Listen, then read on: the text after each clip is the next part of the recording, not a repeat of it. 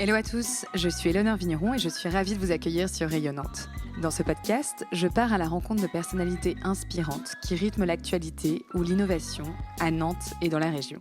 Ensemble, nous discutons de leur parcours de vie, de l'origine de leurs projets et de leur vision de l'entrepreneuriat nantais. Rayonnante, un podcast original à écouter quand vous le voulez sur toutes vos plateformes de podcast. Boza, Boza. Tout le monde se réunit dans la cour et il commence à nous appeler. Ces mots, Falmarès les a entendus un nombre de fois incalculable. Son histoire est douloureuse, singulière et pourtant terriblement d'actualité. À 14 ans, il quitte la Guinée, laissant derrière lui une enfance bouleversée. Son chemin, semé d'épreuves, le conduit à travers le Mali, l'Algérie, jusqu'en Italie, où dans un camp de migrants, il trouve refuge dans les mots. La poésie devient alors son souffle, son espace de résilience. De ses premiers vers écrits en exil à la publication de ses recueils, Falmarès raconte l'arrachement, la perte, mais aussi l'espoir. Installé en France, il est nommé ambassadeur de la paix et porte un message puissant, celui de la mémoire, de la résistance et de la lumière qui renaît. Cette voix, elle résonne bien au-delà des frontières. Son témoignage est bouleversant et pourtant il en ressort une force inébranlable. Alors je vous souhaite une belle écoute. Bonjour Falmarès. Bonjour Éléonore. Bienvenue dans Rayonnante. Merci. Je suis ravie de t'accueillir ce matin, plus dans un endroit particulier, puisqu'on enregistre dans un nouveau studio d'enregistrement qu'on vient d'ouvrir avec les équipes d'ici lundi, qui s'appelle le Studio Planqué, qui se trouve en plein centre de Nantes. Donc je suis ravie d'inaugurer ce studio avec toi. Falmarès, donc toi tu es poète et ambassadeur de la paix, mais tu es avant tout une personne hors du commun, enfin du moins qui a un parcours hors du commun. Aujourd'hui, j'aimerais bien qu'on revienne justement sur ton histoire, donc des débuts, ton enfance en Guinée, jusqu'à ton arrivée en France. Eh bien, écoute, je te propose que tu commences par nous parler de ton enfance. Alors, mon enfance, je dirais, d'une manière générale, est une enfance heureuse, dans le sens où il y a eu beaucoup de choses, mais ce que je retiens, c'est ma naissance, bien sûr, à Conakry, la capitale de Guinée, avec mes parents, et ensuite, où j'ai commencé d'ailleurs ma scolarité avec ensuite mon frère, ma sœur aussi, et un bouleversement aussi dans la famille. D'abord, un premier, les parents se séparent quand on était très jeune, et la maman ne pouvait plus s'occuper de nous. C'est notre grand-mère maternelle qui nous a accueillis à 200 km de Conakry, dans un village qui s'appelle Koba. C'est là où nous, tous les trois, on ne voyait pas nos parents. On voyait la maman une fois par semaine.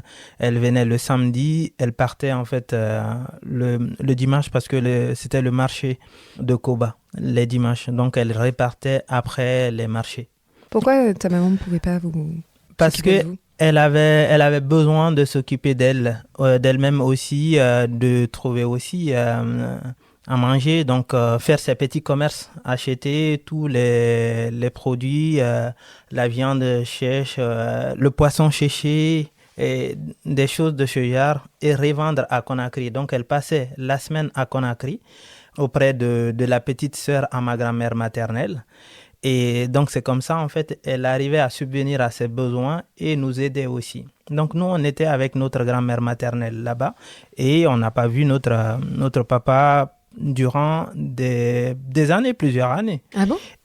Ton papa était resté dans ton village? Non, il est resté après la séparation avec la mère à Conakry. Je ne sais pas où il est parti, on ne sait pas. En fait, on a entendu qu'il était un peu plus vers Kamsar. C'est dans la même région, mais c'est une autre ville, en fait, une ville industrielle d'ailleurs. Donc, c'est le premier bouleversement. Il avait quel âge? On avait peut-être 7-8 ans. Moi, j'avais 7-8 ans à ce moment-là. Toi, tu es l'aîné? Je suis le deuxième. Il y a ma sœur qui est beaucoup plus petite et mon frère qui est beaucoup plus grand, qui avait 2 années de plus que moi. Et c'est comme ça, en fait. Mais ces moments-là, moi, je ne retiens pas que cette séparation-là, d'abord. Parce que c'est les moments où moi, j'ai beaucoup, beaucoup appris dans ce petit village-là, qui n'est d'ailleurs pas très petit, mais qui m'a appris énormément de choses avec la grand-mère maternelle qui travaillait toute l'année, elle seule. Donc, elle faisait la pêche, l'agriculture, l'élevage aussi. Donc, on l'aidait dans ses travaux au quotidien. Et son rapport avec ses semblables, avec ses voisins, voisines, avec la nature aussi, qui m'a beaucoup, beaucoup marqué et qui m'a aussi beaucoup influencé, je dirais, parce que Quand je vois comment, dans son quotidien, elle résolvait ses problèmes, elle arrivait à survivre, à vivre aussi. Tout simplement, je me suis dit, si cette femme a su subvenir à ses besoins, a su vivre dans un environnement comme ça, c'est une grande force. Tout le monde peut le faire. Et ensuite, après quelques années avec elle, donc une grande partie de l'école primaire, et ensuite le collège, juste avant de passer en fait l'examen pour finir le collège, une année avant, les parents se sont réconciliés. Et ensuite, tous les trois, on est revenus auprès de notre papa, avec la belle-mère. Avec ta belle-mère? Avec la belle-mère qui était là. Parce que ton papa s'était remarié. Voilà, elle s'était remariée d'ailleurs 2 fois. Tu avais quel âge? Ah oui. J'avais 14 ans, 13-14 ans à ce moment-là. Donc, ok, donc de tes 8 ans à tes 14 ans, tu n'as pas vu ton papa? Oui, on ne l'a pas vu. Et ensuite, qu'est-ce qui se passe quand tu le revois la première fois? Tu ressens quoi à ce moment-là? Alors, je me souviens plus de toutes mes émotions à ce moment-là. Mais moi j'étais quand même très habitué à ma grand-mère. Bien sûr que je voulais, parce que quand on y était, il y a des moments quand même où on ne mangeait pas assez, on mangeait quand même 1 fois par jour. Il y a des jours où on passait en fait toute la journée sans manger, on mangeait qu'à 23h, minuit, on mangeait et on se couchait. Donc on a passé des moments économiquement très très durs avec la grand-mère maternelle. Et aussi, quand on est passé au collège, nos amis, nos camarades, leurs parents pouvaient s'offrir des vélos parce que c'était loin pour aller au collège de la maison. Donc nous, on n'avait pas les moyens. La grand-mère n'a pas les moyens de nous offrir un vélo, par exemple, pour aller au collège et pour acheter parfois des années de nouvelles tenues, en fait. Donc on passait 2 années avec la même tenue scolaire. Parce qu'en Guinée, on a des uniformes, en fait, pour aller à l'école. Et voilà, quand on revient chez le papa... Avec ta maman à ce moment-là? Avec la maman. Ouais. Et ensuite, il y a aussi la belle-mère. Et on passe 1 année avec eux. Vous habitez tous dans la même maison? Oui, tous la même maison, en fait, mais des chambres différentes, des chambres pour les garçons, des chambres pour les filles, et aussi pour la mère et la belle-mère. Mais qu'est-ce qui s'est passé? Pourquoi est-ce que finalement ta maman est revenue vers son ex-mari, vers ton papa? Qu'est-ce qui s'est passé? Quelle a été la démarche qu'ils ont initiée? Alors, la démarche a été longue parce que je pense que aucun enfant ne souhaite que les parents se séparent. Sauf dans les cas exceptionnels, quand il y a des violences, etc., des choses très, très dures. Là, pour la paix, pour la stabilité, en fait, de la famille, etc. Et donc, ça, c'est dans les cas vraiment extrêmes. Et ça, à ce moment-là, lors de la séparation, c'était pas le cas. Et la démarche surtout la démarche est venue du côté maternel. Donc, et ensuite, ils se réconcilient comme ça. Et nous aussi, les enfants, qui ont fait cette démarche-là, donc qui réclamaient qu'ils se réconcilient parce que ça faisait des années. Et ensuite, voilà, on est revenu chez le papa et la belle-mère et 1 année... Donc là, vous vivez tous sous le même toit? Tous sous le même toit, 1 année après. Toi, tu es au collège en plus, tu disais, donc tu changes en plus de ville, d'école. D'établissement. Comment est-ce que tu t'adaptes? Alors, c'était très dur parce que j'ai lié des amitiés pendant ce moment-là, à l'école primaire et au collège. On a lié de très grandes amitiés et surtout dans un village, c'est pas la même vie que dans une capitale. Parce que c'est des amitiés en fait fortes et à cet âge aussi. Et c'est toujours très dur de faire ça, de vivre ce changement-là. Mais c'était important pour reconstituer la famille pour nous. Et à ce moment-là, c'était nécessaire. Et 1 année après, ma maman tombe malade, elle décède. Dans les conditions aussi... Elle est décédée de quoi? Alors, elle est tombée malade, elle nous a dit, je me souviens, un matin qu'elle avait mal à la tête. Et on a dit, bon, ça va passer. On a amené dans un hôpital à côté. Et ensuite, ça s'aggravait. Et avant midi même, et c'était vraiment très, très dur. On ne comprenait pas ce qui se passait. On nous dit, il faut l'amener encore ailleurs. On nous indique un endroit avant la fin de la journée et elle ne pouvait plus parler. Et donc, en moins de 10 jours, elle est décédée sans même nous reconnaître, nous, ses enfants. Et on n'a même pas su, en fait, de quoi elle est décédée. Et elle ne pouvait rien faire. Elle pouvait pas bouger, elle pouvait pas manger elle-même, elle pouvait rien faire, parler, même nous reconnaître. Et c'était très très dur Ouais, de de vivre ça à violence. cet âge-là. Et Tu c'est avais comme ça. 15 ans? Ouais, j'avais 14 ans quand elle est décédée vraiment. 14 ans.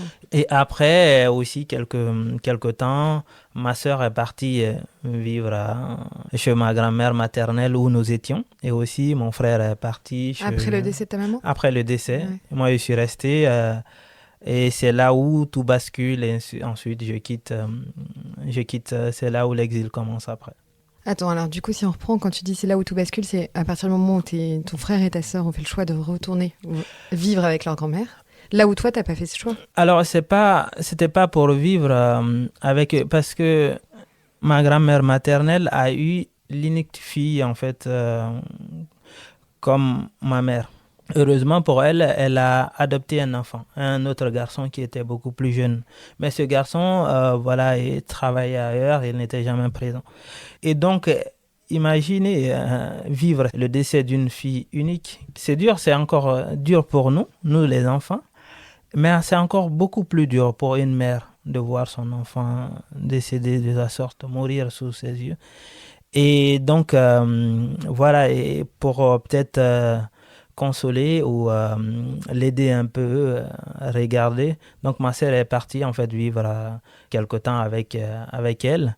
Et ensuite, c'est là où, en fait, mon frère aussi est parti. Moi, je suis resté dans la famille avec la belle-mère et c'est là où tout bascule. T'as pas Et eu envie de suivre tes frères et sœurs et de retourner vivre chez ta grand-mère? Non, j'ai pas eu cette pensée-là. J'ai même pas, c'était pas des moments où on réfléchissait à faire des plans ou à faire quoi que ce soit. C'était vraiment ces moments-là. On y pense souvent, mais comment est-ce que ça se fait et comment cela peut arriver? Parce que quand on a cet âge-là, bien sûr qu'on sait, on a tous l'idée. Dès qu'on est conscient, on est conscient en fait de la réalité, de la vie. On est quand même, on sait que voilà, nous allons mourir et on voit aussi les gens mourir. Mais quand on voit, quand ça frappe à notre porte de la sorte, ça devient encore quelque chose de différent. Et à ce moment-là, on se demande pourquoi nous, pourquoi elle, si jeune, décédée, et encore nous, et qui va s'occuper de nous, etc. Donc on se pose différentes questions. Donc on ressent à ce moment-là une forme d'injustice très forte. Et on dit que ce n'est pas juste, la vie n'est pas juste et ça ne devrait pas se passer comme ça. Et quelle relation t'avais avec ton papa à ce moment-là? Alors, avant ces moments-là, on avait une relation normale. Et une relation normale. Et voilà, c'est vraiment après que les relations se dégradent. Et qui se dégradent très rapidement aussi. Après le décès de ta maman? Ouais, parce qu'il y avait peut-être la belle-mère, etc. aussi, la belle-mère surtout. Tu t'entendais bien avec ta belle-mère? Oui, on n'avait pas vraiment. Elle avait même contribué aussi à l'arrivée de ma mère aussi, ce qui était paradoxal. Mais après les choses se sont vite dégradées. Qu'est-ce qui t'a poussé justement? Tu nous parlais de cet exil. Tu nous disais que tu avais quitté du coup ton pays suite au décès de ta maman. Qu'est-ce qui t'a poussé à quitter ton pays? Alors c'est ça, c'est cet événement en fait. C'est cette raison familiale d'abord qui m'a poussé en fait à quitter, parce que j'étais en danger en fait. Et c'est pourquoi j'ai fui la famille et je ne savais pas où aller. En fait, j'ai suivi les gens, j'ai pris à la gare une voiture, je suis monté dedans et je suis venu jusqu'à Bamako en fait. Donc, c'est une décision que tu as prise comme ça sur un coup de tête du jour au lendemain ou au contraire c'était plutôt une décision qui était réfléchie? Non, absolument pas. C'était pas des moments où... parce que ces moments-là, d'ailleurs, avant ce qui s'est passé dans la famille, bon, je le mets entre parenthèses, je ne le raconte pas ici, et bien sûr parce que ça reste des choses familiales malgré tout.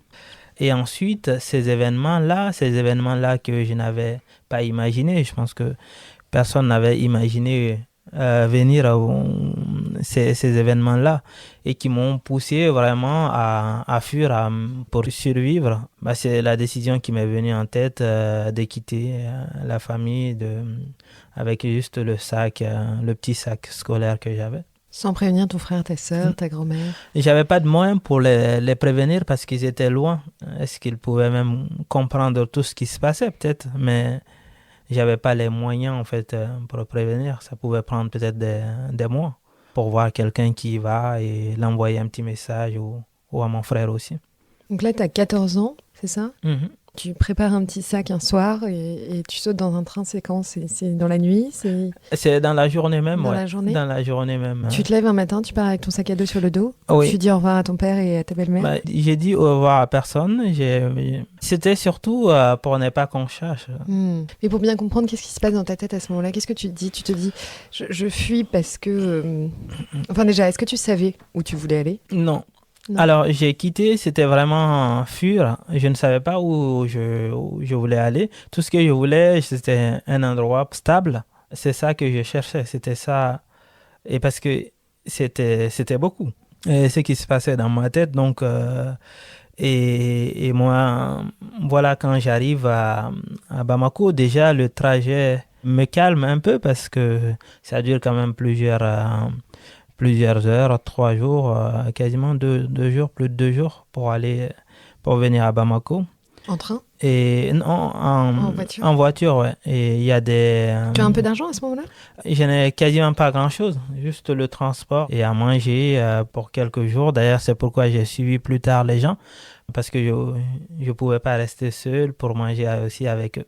Donc là, tu sautes dans une voiture? Oui. Pour Bamako? Oui. Tu demandes à un chauffeur de t'emmener là-bas? Oui, je ne savais même pas en fait qu'il était vraiment destiné à là, mais je voulais aller au plus loin possible, à un endroit où on ne me retrouve pas. Donc je ne savais même pas. Tu te souviens de ce que tu as ressenti à ce moment-là? C'était la peur aussi. Beaucoup plus la peur de rester là où je suis que d'aller là où le destin me conduit. C'était beaucoup plus cette peur-là. Et je ne savais pas et je ne connaissais même pas vraiment cette route que j'ai découvert soudainement. Et j'entendais parler, etc. Mais traverser tout le désert du Sahara plus tard, pendant plusieurs jours, 100 jours, et j'avais même pas une bouteille d'eau. D'ailleurs, quand je suis monté j'avais pas de biscuits, j'avais absolument rien sur moi. Je me demandais comment j'allais survivre, et j'étais pas seul parce qu'il y avait énormément. Il y avait deux camions, un bennes, des camions qui transportent du sable. C'était des sortes de camions là. On était vraiment entassés les uns sur les autres et plusieurs nationalités, des Maliens, des Guinéens, des Ivoiriens, des Sénégalais, d'autres nationalités encore plus, Niger, Tchad, etc. Et rempli, les femmes devant, les garçons derrière. Et c'est comme ça, mais c'est grâce Quel était le but? Vous alliez où à ce moment-là? Le but du camion, c'était vraiment traverser en fait le désert. Traverser le désert, venir jusqu'en Algérie, quasiment à la frontière. Donc là, fais-nous un petit topo géographie. Donc la Guinée, hop, t'as traversé quel pays? La Guinée, le Mali. Le désert, parce que c'est des grands pays aussi pour les traverser. Et ça prend énormément de jours. Et ensuite, en Algérie, la ville de Tamarasset. Arrivé à Tamarasset, on se sépare parce que avant d'arriver dans la ville, le camion ne peut pas traverser comme ça la frontière parce qu'il y a les gardes. Il s'est passé combien de jours là, entre le moment où tu as quitté la Guinée et tu es arrivé en Algérie? C'est 2 mois, peut-être. 2 mois? Peut-être un peu moins de 2 mois. Parce que là, Bamako, Tamarasset, en Algérie, ça a duré quasiment 2 semaines. Parce qu'on nous arrêtait tous les jours. Mais tu dis, tu avais très peu d'argent à ce moment-là. Comment tu faisais pour te nourrir? Alors, c'est quand j'ai suivi les gens et on partageait ce qu'ils avaient. D'accord. Et il y en a qui ont accepté en fait de me partager leur eau, de me faire partir de leur groupe. Et il y avait aussi dans le groupe, tout le monde avait des gourdes d'eau de 5 litres et aussi de l'amidon du manioc. Le manioc, quand on enlève son amidon, comme une sorte de couscous de manioc. Donc il y avait ça, il y avait du sucre et aussi du sel et de l'huile aussi. Donc c'est avec ça on se nourrissait. Et des biscuits aussi. Des biscuits. Donc c'était ça parce que ça ne pouvait pas se gâter et ça pouvait durer plusieurs jours. Tous les jours, on met, pendant que le camion roule, on met un peu d'eau sur l'amidon, sur la farine de manioc. Vous étiez combien dans ce camion? Honnêtement, je ne sais pas exactement. J'ai même pas pensé à compter parce qu'on était tellement nombreux. 2 camions remplis. Et aussi, il y a la peur aussi. Bien sûr. Et la violence tous les jours, la nuit, on vous arrête, les gens vous arrêtent avec des armes. Vous ne savez pas d'où ils sont sortis parce que vous ne voyez rien.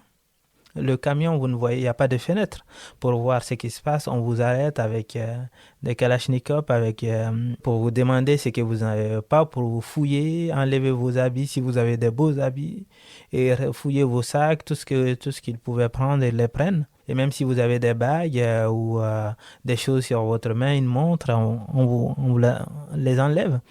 Et donc ça, c'était quasiment tous les jours. Et Et on vous laisse repartir. Parfois, on peut vous garder pendant une journée, dormir là-bas. Et il y en a, ils peuvent rester. Il y en a, ils ne partent pas avec eux, mais on ne sait pas qu'est-ce qu'ils deviennent, ces gens-là, après. Et tu ne sais pas pourquoi eux sont pris et restent? Ouais, pourquoi eux, on vous sépare, voilà, on demande aux gens, il faut là vous payer de l'argent. Et là aussi, il y a la complicité aussi, les gens les transporteurs aussi, les chauffeurs aussi. Parce que je me souviens... Tu veux dire que les chauffeurs étaient complices? Oui, bien sûr, ils sont complices. Et je me souviens un moment quand on a quitté Bamako, arrivé au nord, quand on est arrivé, ils nous ont dit tous, ils se sont arrêtés. Ils ont dit, ah là, on va rencontrer peut-être les Touaregs, les gens du nord qui ont des armes, etc. Et si vous avez des objets de valeur, de l'argent, donnez-nous, on va les garder en fait. Ça vous permet de prévenir. Et arrivé à Tamaracet, on ne donne plus, on ne sait même pas où sont passés ces transporteurs-là. On ne saura jamais parce qu'on vous laisse dans un endroit, on vous dit c'est la frontière, il faut traverser la nuit, etc. Et c'est comme ça, on vous indique et ils repartent sur leur chemin. Donc ils connaissent le chemin, ils ont l'habitude de faire ces choses-là depuis des années. Ouais. Quelle histoire. Et attends, toi, j'imagine que les conditions devaient être tellement insalubres. T'es pas tombé malade pendant tout ce trajet? Alors le trajet, non. Le trajet, ça a duré quelques mois quand même. Mais non, je ne suis pas tombé malade. Et quand je suis arrivé à Tamaracet, je suis resté pendant plusieurs jours dans la rue, etc., dans la gare.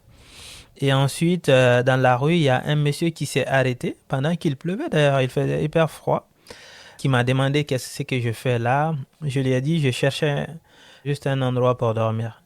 Il m'a demandé de monter dans son véhicule et on est venu à Alger. C'est un trajet aussi très long d'ailleurs. Et c'est comme ça, en fait, ce monsieur m'a accueilli dans son chantier parce qu'il est aussi, il travaille dans un chantier de bâtiment. Il gère plusieurs immeubles en rénovation, etc.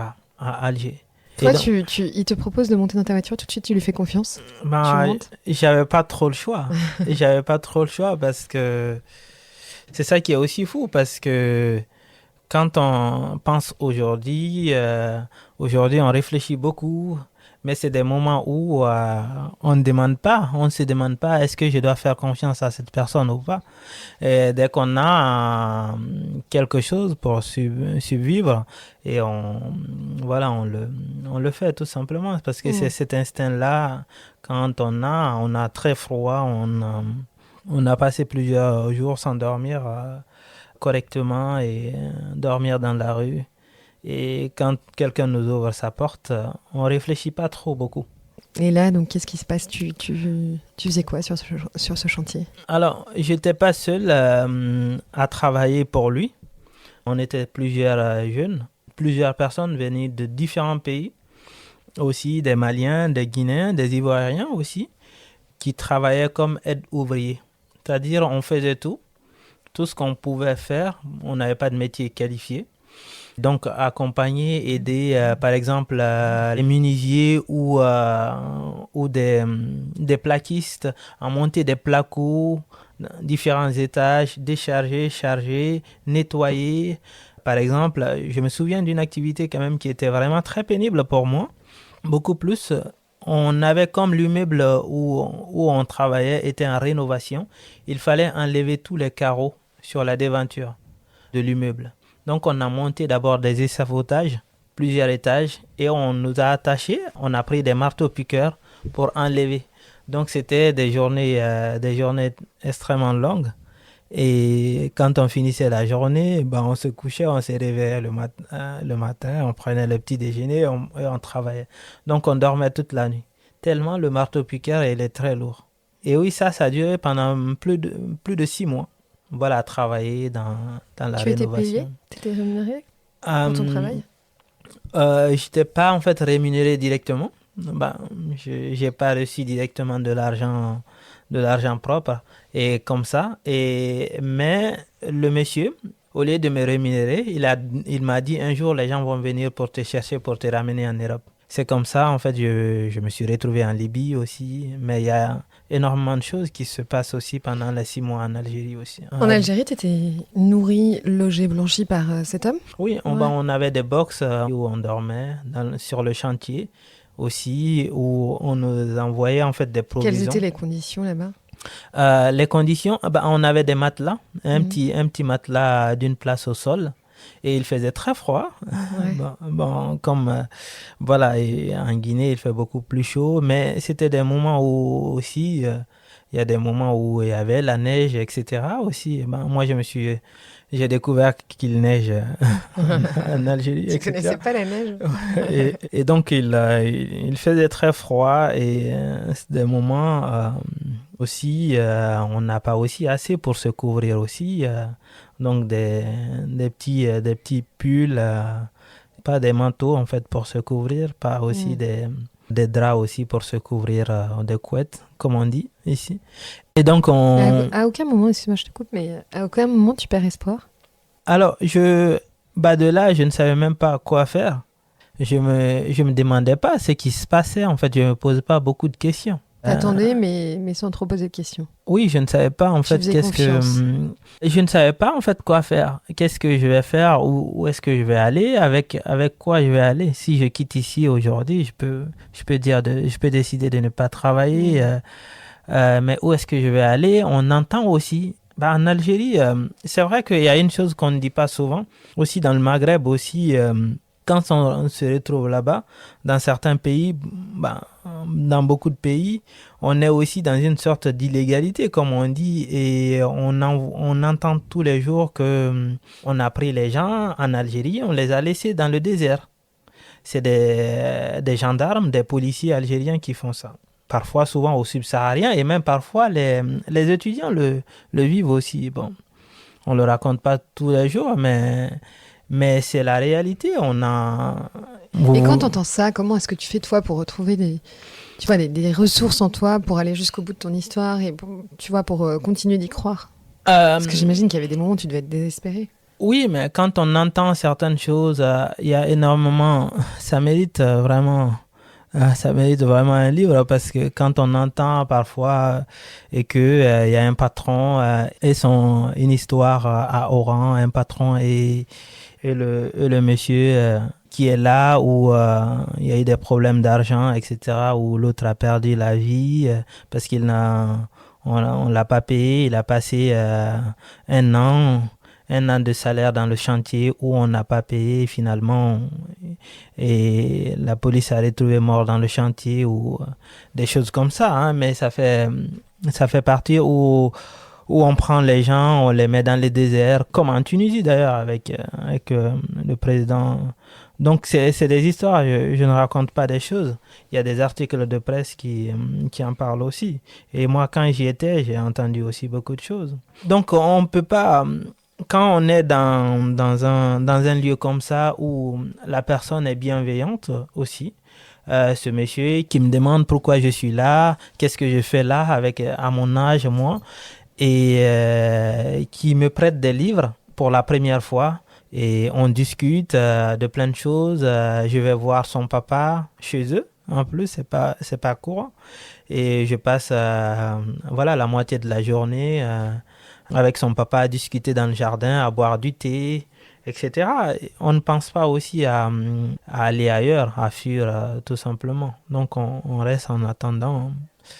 Ouais, peut-être en attendant. Et c'était pas des moments où je réfléchissais beaucoup par rapport à ces questions-là, d'aller, mais où aller en fait, et avec quel argent, avec quels moyens, et aussi pour aller tout simplement. Ces 6 mois se passent. Ouais. Et un matin. Et il me dit, en fait, à la fin de la journée, il me dit, un jour, les gens vont venir te chercher pour te ramener en Europe. C'est comme ça, et j'avais même pas un sou. Un dinar, parce que c'est l'argent au Maghreb, le dinar algérien. Et du coup, les gens viennent, je monte dans un véhicule Toyota et on change de véhicule. Et jusqu'à la frontière, on voit aussi d'autres personnes d'abord à la frontière. Et les gens viennent nous faire passer la frontière. Et bon, on ne sait même pas qui est qui, je me souviens même pas d'un seul visage parce que c'était la nuit. Et je voyais des hommes, des femmes. Et après la traversée, il y a aussi des véhicules Toyota qui nous attendent derrière. On monte dans ces véhicules-là et pendant plusieurs jours, traverser tout la Libye, tout le pays, et jusqu'à côté de Tripoli, dans une ville qui s'appelle Sabralta. Et c'est là on arrive, on traverse la Libye. Et on n'a même pas vu à quoi ressemble la Libye. Moi, j'ai même pas vu. Et comme les autres qui étaient avec moi, on n'a même pas vu à quoi ressemble la Libye. Parce qu'on était derrière des véhicules Toyota, les bâches en fait sur nous, où tout le monde se pissait dessus parce qu'ils ne pouvaient pas s'arrêter pour toi. Et donc, il y a énormément de choses qui se passent. Et donc, jusqu'à Sabralta, arrivé là-bas. Là, tu mets combien de jours à traverser? Pendant plusieurs jours, peut-être 4-5 jours. Comme tu ça. perds la notion du temps à ce moment-là ou tu... Oui, on perd. On traversait quasiment la nuit. La nuit, on arrive dans un endroit, dans une cour fermée. C'est là où on nous donne des conserves à manger, des choses à manger. Et puis peut-être à 6 heures du matin, à 5 heures du matin, on nous réveille. La nuit encore... de continuer la route, c'était comme ça en fait, pendant ces jours-là, jusqu'à Sabralta. Et c'est là où moi je tombe malade, vraiment, pendant tout le séjour, 2 mois, je me souviens encore, parce que je suis venu, j'avais même pas d'argent. Et j'avais rien sur moi, et moi je pensais que, arriver, et le lendemain, vous allez partir, comme j'ai rien sur moi, mais ça a duré 2 mois. Et c'est là où on se fait des amis aussi, on partage les mêmes choses et on rencontre aussi des gens très très bienveillants aussi. C'est d'ailleurs très paradoxal. Il y a une question que je t'ai pas posée. Quelle langue vous parlez entre vous? Parce que tu dois aussi avoir cette barrière-là, non? Oui, absolument. Alors en Afrique subsaharienne, il y en a beaucoup de pays qui sont francophones, y compris la Guinée. Donc beaucoup de pays qui sont autour de la Guinée sont francophones aussi. Et donc, ça facilite aussi la communication quand on parle la même langue. Et aussi, il y a d'autres langues. Il y a le mandingue aussi, les langues mandingues aussi, qui permettent aussi de faciliter ce dialogue. Moi, je parle très peu le mandinka en Guinée, le dioula en Côte d'Ivoire, et le Mali bambara, et en Gambie. Donc, c'est le mandingue aussi permet de communiquer entre ces différents pays, le français et l'anglais aussi. Donc, moi, je communiquais avec les gens en français. Et aussi, je rencontrais aussi quelques soussous aussi, parce que c'est la langue de mes parents aussi. Mais c'était pas aussi beaucoup, ouais. Il y en avait aussi quelques-uns. Et quand est-ce que tu traverses la Méditerranée? On vient, on nous dit... Il y a un poème d'ailleurs qui s'appelle Boza qui est sur un de tes poèmes. Un des poèmes dans le catalogue d'un exilé qui explique ça, qui s'appelle Boza. Donc on nous dit un jour, vous allez Boza aujourd'hui, vous allez traverser la Méditerranée. On dit Bouza, Bouza, Bouza, et tout le monde se réunit dans la cour et on commence à appeler les noms, les Ça veut dire quoi, pays. Boza? C'est un terme qu'on utilise quand on traverse et même quand on traverse. C'est-à-dire qu'on a traversé, on a fait la traversée. Ça, c'est pour faire la traversée. Donc, c'est ça. Ok, donc là, tu entends un jour Boza, là, tu te dis, ça y est, c'est mon tour. Voilà, et on appelle les noms, les pays, etc. Ils ont tous les noms et on appelle toi, parfois même, je pense qu'ils désignent d'autres par hasard. Et vous venez, vous gonflez le bateau par vous-même, vous le poussez, vous regardez s'il n'y a pas de lumière, vous le mettez dans l'eau et on prend quelqu'un parmi vous, on le fait faire le tour, on lui dit, ben, toi, tu es capitaine. Parfois, la personne ne sait même pas nager, la personne n'a jamais conduit un bateau. Vous êtes sur et- une plage? Oui, Et sur on une vous donne à plage. ce moment-là un bateau pneumatique, c'est ça? Voilà un bateau pneumatique. Qu'il faut que vous gonfliez? Oui. Ouais. Et vous le gonflez, en fait, ça se fait facilement. Vous le prenez aussi, Ok. parce que et ils envoient, en fait, Et vous êtes combien par bateau? ça dépend des nombres, ça peut être des centaines. Nous, on était 180, quasiment. 180. Ouais, c'est des zodiacs longs. Et... Des hommes, des femmes, des enfants? Oui, des enfants Ouais. aussi, des enfants. Et incroyable. Donc là, vous montez dans le bateau. Donc tu dis, il y en a un qui est le capitaine, on lui donne une carte, Oui. une boussole. Oui, on lui donne une boussole. On lui dit, ce qui est vraiment très marrant, on lui dit là, c'est l'Italie. Les lumières que tu vois, donc je pense s'il se trompe de lumière, il revient à Tripoli. Non, on en rit, mais c'est tellement...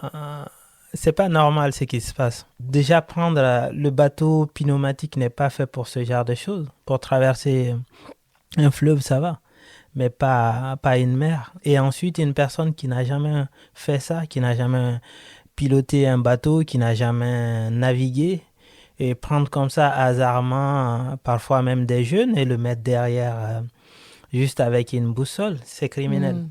Donc c'est ça qui se passe, et tout simplement. C'est la réalité pourtant. Et tu sais, parce que tout le monde est convaincu que là, on vous met à 23h à minuit du matin, tu dis, ben, à 6h, on va être en Italie, mais c'est faux. On ne peut pas faire ça avec un Zodiac. Puis en plus, Ouais. t'as pas le choix en fait. Enfin, quand on est arrivé là, tu On a- continues ta quête. On a, de l'exil. voilà, on n'a pas le choix parce qu'on est. Je me souviens d'un épisode pour expliquer ça, qu'on n'a pas le choix. Quand je suis arrivé là-bas, dans le camp, c'est des prisons, hein, il y a un moment, il y a 3 personnes qui ont essayé de fuir le camp parce que ils expliquent que ils ont fait des mois et des mois. L'autre a fait plus d'une année là. On l'a jamais mis dans un bateau, on lui a jamais laissé partir. Donc il est là, ça fait, il est tellement maigre. Donc ils se sont réunis en fait à 3 pour fuir, pour grimper la cour, fuir. Et on a tiré en fait sur eux. Il y en a un qui est mort et on a rattrapé les 2 autres et on les a frappés devant nous pendant plusieurs jours. L'autre est mort en fait sous nos yeux. Il est attaché en fait, ses pieds ne touchaient pas le sol. Donc on lui a frappé avec voilà, des courroies, avec des choses très très dures. Et donc il est décédé. Et donc on ne te laisse pas fuir, on ne te laisse pas partir. Donc tu ne réclames rien. On ne te laisse pas partir, on ne te laisse pas retourner, tu n'as pas ta liberté. Et voilà, le seul choix, c'est, voilà, si tu réussis à fuir, tant mieux, sinon... Et même si tu réussis à fuir, parce que c'est... peut-être que tu vas tomber sur des gens encore qui vont t'attraper, parce qu'ils ont des armes, ou bien ils vont tirer sur toi, tout simplement. Et finalement, voilà, dans le Zodiac, on a eu quand même beaucoup de chance, nous, parce que je me souviens, on a lancé plusieurs bateaux quand moi j'étais là, sous mes yeux, et les gens se sont retrouvés en prison. Parce que tout Ils se simplement, sont fait arrêter. ils se sont fait arrêter par les gardes-côtes. Ils se sont retrouvés en prison à Tripoli.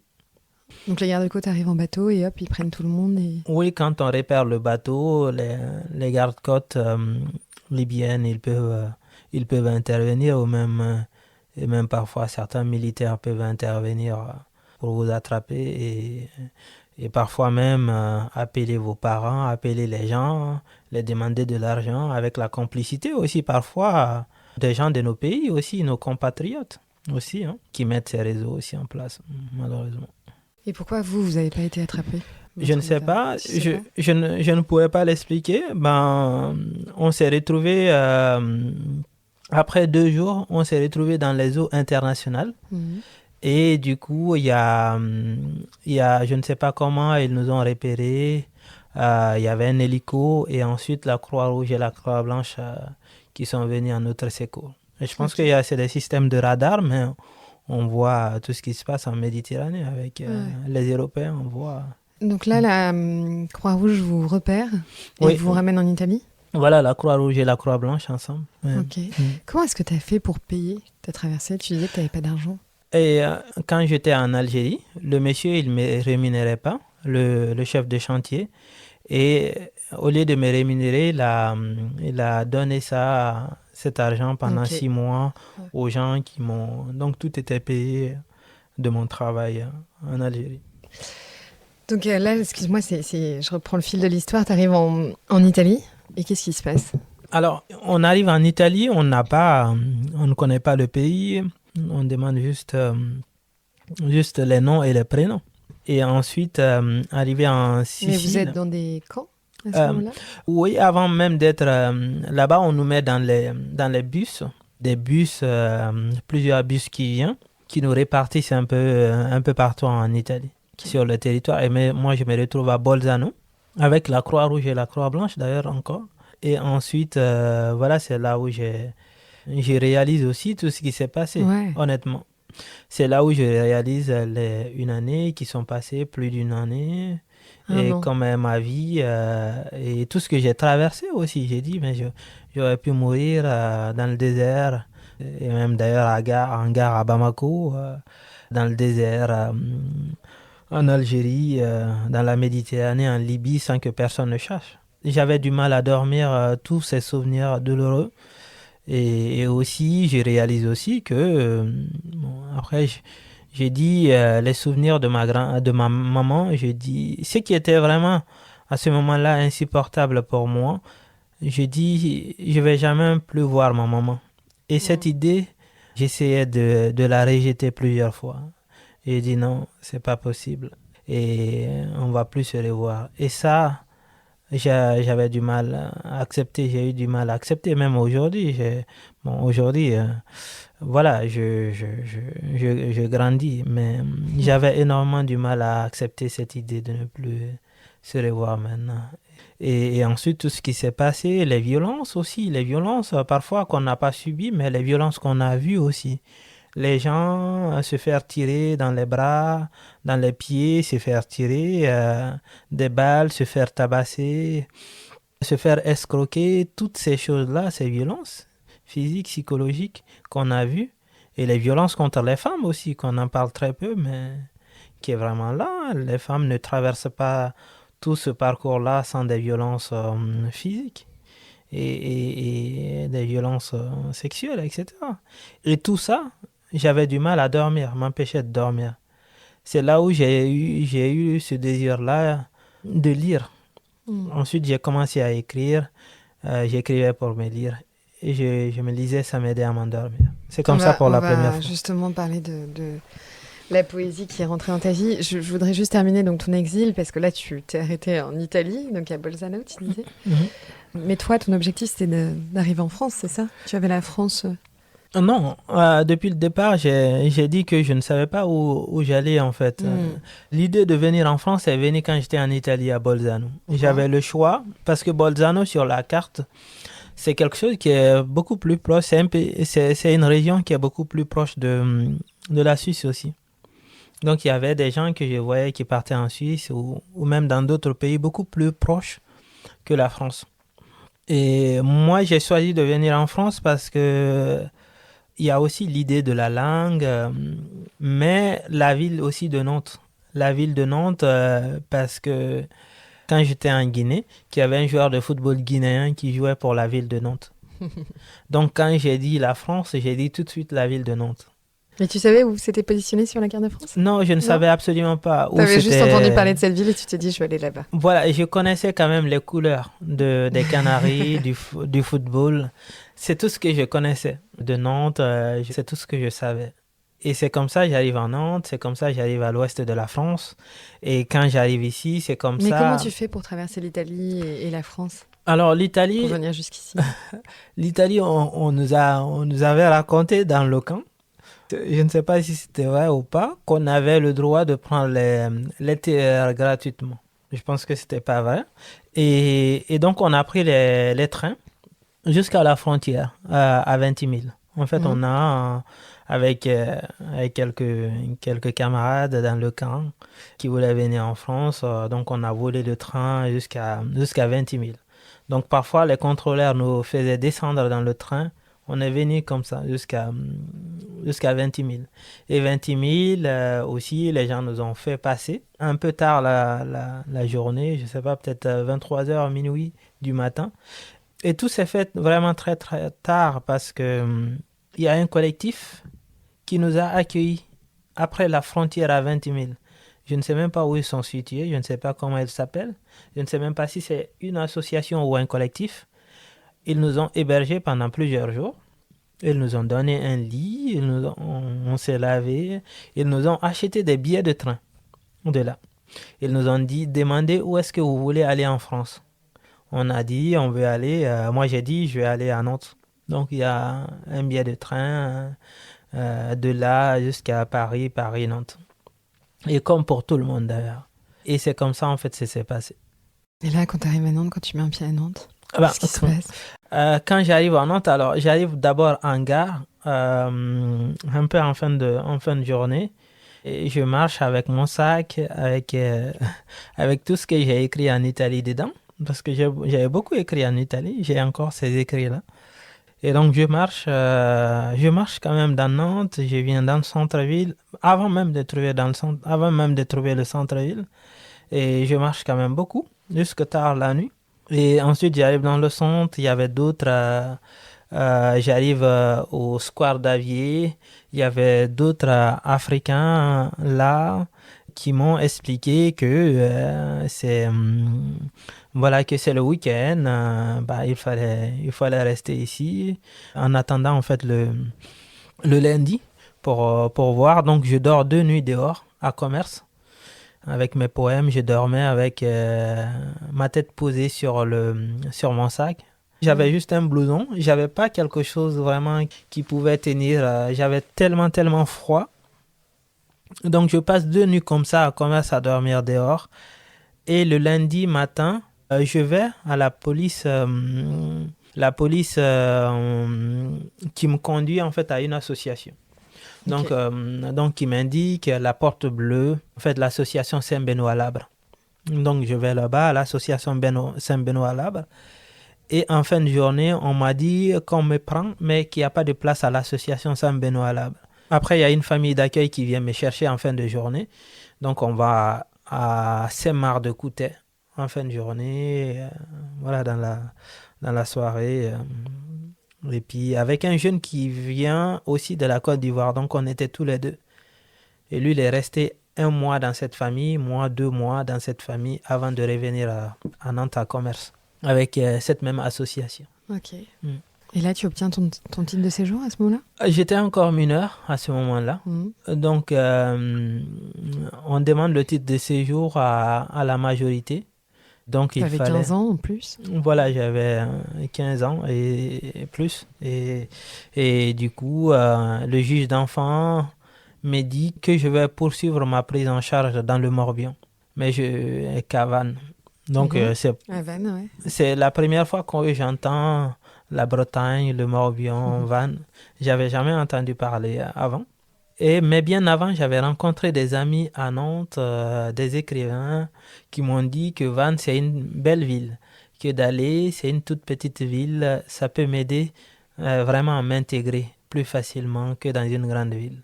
Et c'est comme ça, en fait, ces mots-là qui m'encouragent à aller. Et donc, je suis allé, l'ASE me suit, comme tous les jeunes qui arrivent, qui ont moins de 18 ans et qui n'ont pas de famille. Donc j'étais dans cette structure-là, dans ce cadre-là. L'aide sociale à l'enfance me suit. Donc je vais au Bono. Avant, il n'y avait pas de place, mais je vais au Bono. Au Bono, je passe plus de 6 mois au Bono, où je rencontre mes premiers éditeurs. Mais durant tout ce parcours-là, je continue à écrire. Et même quand j'étais à Nantes, je passais toutes mes journées à la médiathèque Jacques Demy, Lisa Bressner. Je passais toutes mes journées du lundi au samedi. À lire et écrire. Ouais, Quand est-ce que tu reviens à Nantes? Quand je passe en classe de terminale. Donc, tu poursuis les études à Vannes. Voilà, Ouais. j'ai commencé à Vannes, entre-temps, les études de logistique en lycée professionnel. Donc, je passe 2 années dans une école, avant dans une autre école. Et ensuite, à mes 18 ans, je passe en classe de terminale.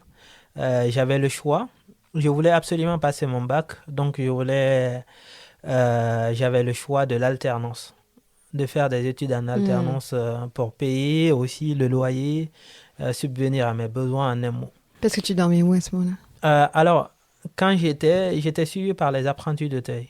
Donc, l'aide sociale à l'enfance m'a confié, après quelques mois, m'a confié aux apprentis d'Auteuil qui m'ont suivi, les apprentis d'Auteuil de Vannes, qui m'ont suivi pendant plus de 2 années et qui m'ont accompagné dans tous mes besoins en santé, administratif, etc. Tout ce que j'avais besoin, comme tous les jeunes qui le suivent. Donc tu dormais dans un foyer d'accueil? Voilà, j'étais dans un foyer d'accueil. Et donc, ça, c'est le parcours classique de tous les jeunes qui sont suivis dans ce cadre-là. Okay. Et ensuite, en 2020, j'obtiens ma majorité. J'avais plus de 18 ans plus.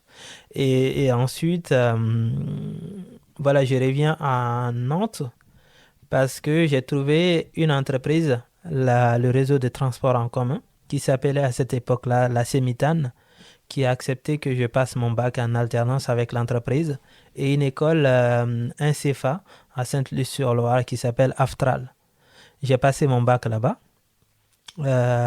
avec la Sémitane, et ensuite, avant de passer le bac, il y a aussi, je sois une obligation de quitter le territoire.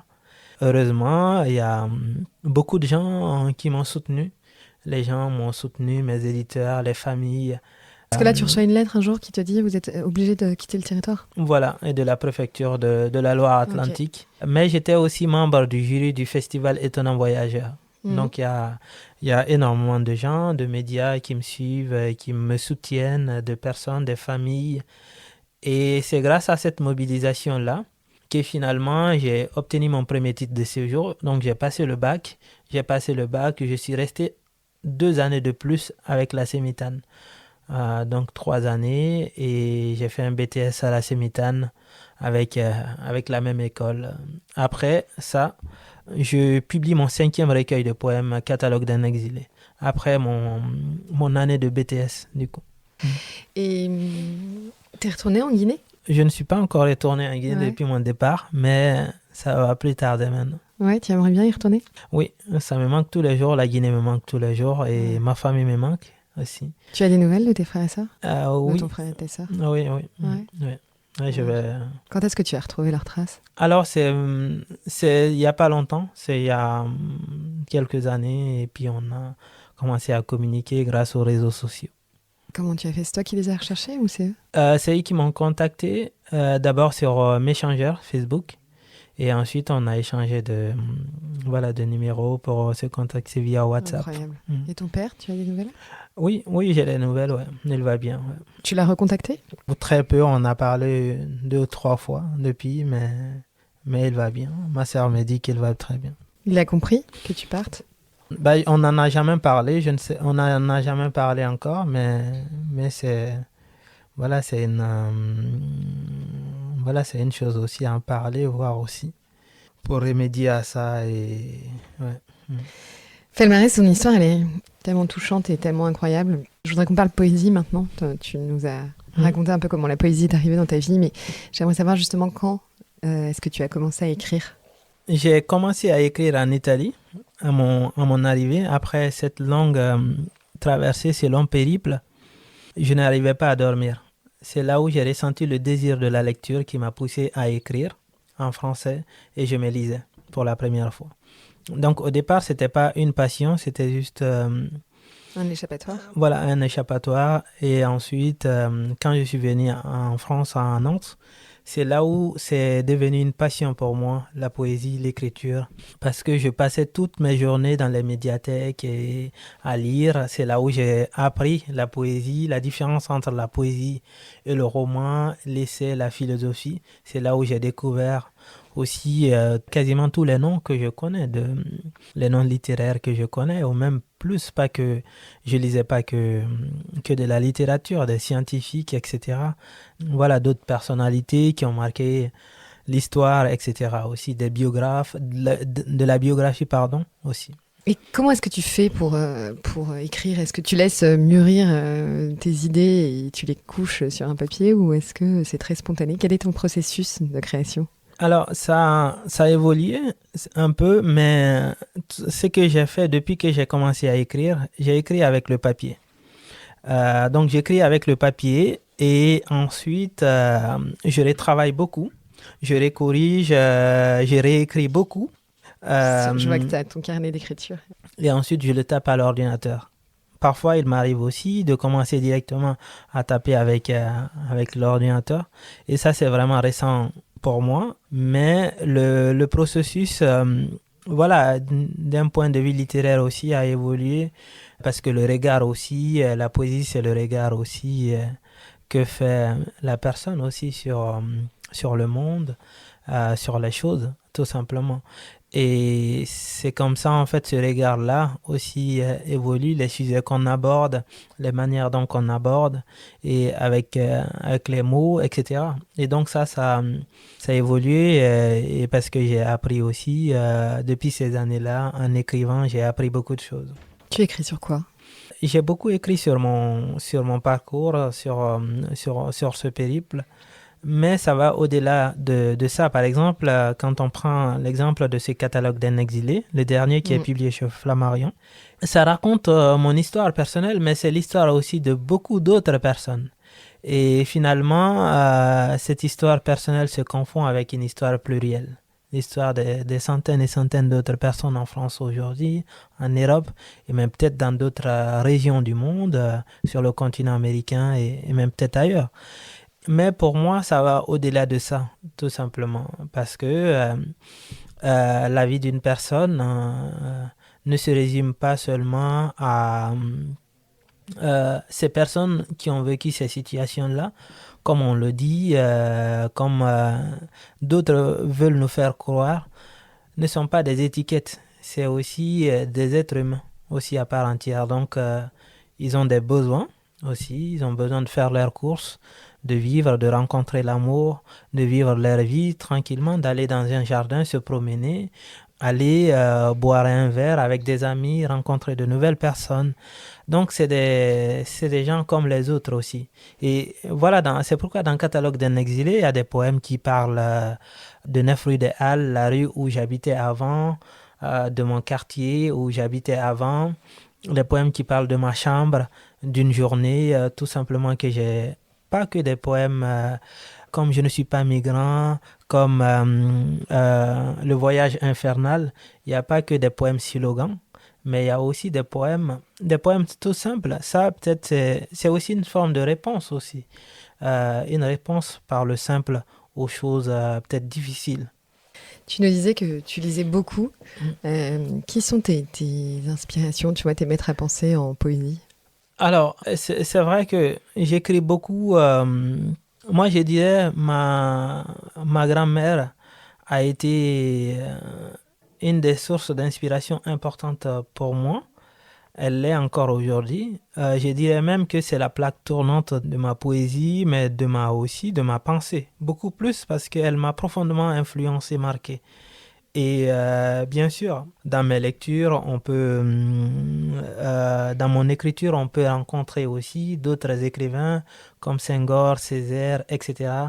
Parce que les poètes de la négritude, les écrivains de la négritude, parce que moi, je ne peux pas les ignorer. C'est vraiment important du point de vue historique, mais il y en a beaucoup. Il y a aussi Pascal aussi, qui n'est pas poète, mais qui est philosophe, penseur aussi. Il y a Arthur Rimbaud, il y a Victor Hugo, et que j'admire beaucoup. Donc il y a énormément de personnes, d'écrivains, des familles que j'admire et des personnes toutes seules qui, à des moments, on discute de certaines choses et ces discussions mènent à la poésie.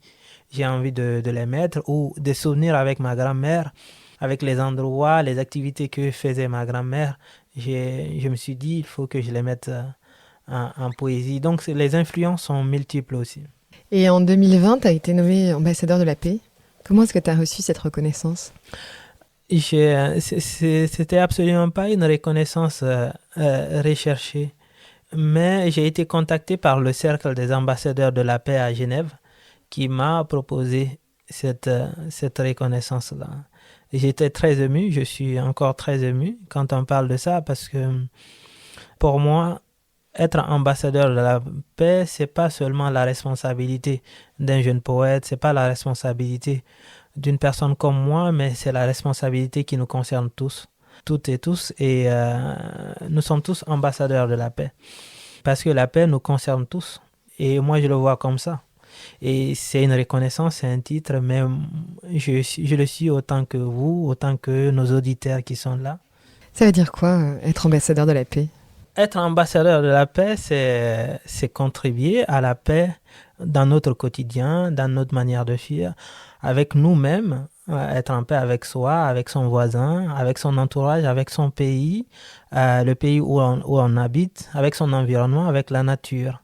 Être en paix, c'est comme si, ça me fait penser à la manière dont ma grand-mère vivait.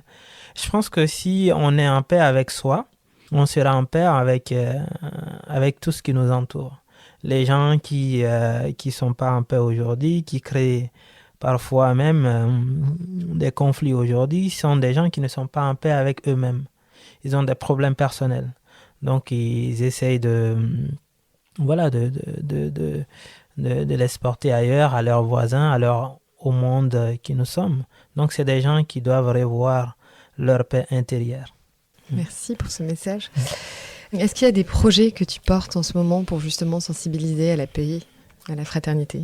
Oui, je fais beaucoup de rencontres littéraires, notamment dans les écoles avec les collèges et des ateliers d'écriture aussi. Je suis à la recherche des résidences d'écrivains en ce moment, mais je suis aussi parrain aussi de plusieurs associations. Il y a une association, un collectif qui est à Nantes, qui s'appelle Atelier de français.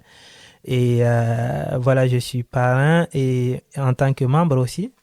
Et en même temps, dans l'Oise aussi, il y a une association. Donc, ces causes-là me tiennent beaucoup à cœur aussi, tout ce qui est humanitaire aussi. Parce que pour moi, c'est très important, tout ce qu'on fait.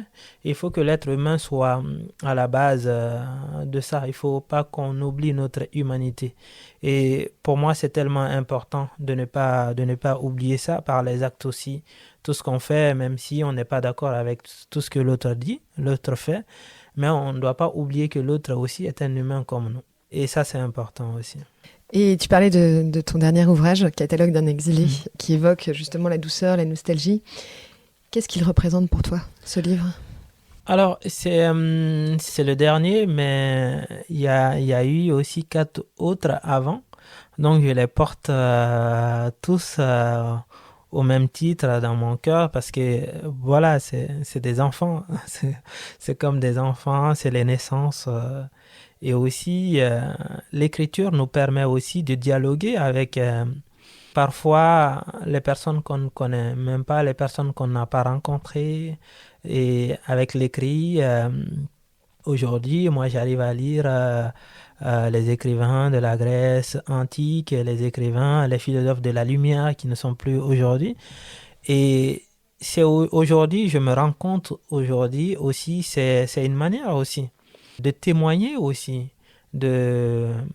Oui, bien sûr, c'est la poésie, mais de témoigner par l'écrit, par la poésie, de ce qui se passe, parce que ces choses-là se passent encore aujourd'hui. et de sensibiliser, de montrer aussi aux gens, on est en Nantes aujourd'hui, montrer aussi aux Nantais, aux Français, aux Européens aussi, que ces gens-là qui font ces périples-là, ils le font souvent, ils n'ont pas le choix aussi. C'est des gens aussi comme vous, et parfois c'est des enfants, parfois c'est des mères, c'est des hommes, et parfois et d'autres avec d'autres métiers. Et c'est aussi une manière aussi de témoigner de cela aussi. Et je me rends compte de cette responsabilité aussi qu'a l'écrivain, qu'a l'artiste aussi. Et quel va être ton prochain projet? Sur quoi est-ce que tu vas travailler? Je travaille sur plusieurs projets en ce moment. Notamment, il y a un projet que j'ai fait il y a quelques années quand j'avais 17 ans. Quand j'ai publié mon premier livre, je n'avais pas encore publié le deuxième. Je voulais découvrir la poésie guinéenne. Peut-être qu'on aura un jour l'occasion d'en parler. Et donc, j'ai fait une recherche sur la poésie guinéenne. J'ai constitué une anthologie de plus de 50 poètes guinéens. Donc, un recueil de quasiment 500 pages. Et ce projet-là, c'était vraiment découvrir la poésie guinéenne parce qu'il n'y a pas d'anthologie de la poésie guinéenne jusqu'à aujourd'hui. Et moi, je voulais lire une anthologie. Et je me suis rendu compte aussi que en le publiant, ça peut aussi répondre à la même question peut-être que d'autres se posent, des Guinéens ou pas, des Français aussi, parce que c'est la langue française, ils écrivent. Et donc il y a ce projet-là que je souhaite publier, peut-être cette année ou l'année prochaine, et aussi un recueil de poèmes aussi. Tu as quel âge, Falmarès? Je t'ai même pas demandé. Aujourd'hui, j'ai 23 ans. Je termine souvent ce podcast par des petites questions sur Nantes. Qu'est-ce que tu penses de Nantes? Qu'est-ce que tu trouves ici? Nantes, c'est à part ta passion pour les Canaries. Je sais pas si c'est toujours d'actualité d'ailleurs. Oh, bien sûr.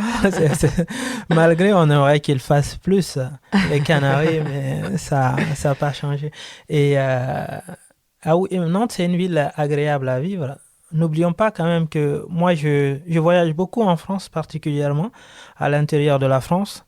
Quasiment toutes les semaines, je vais dans plusieurs endroits. Tu m'as raconté ton planning là, avant qu'on enregistre. C'est vrai qu'il est dense. Les prochaines semaines.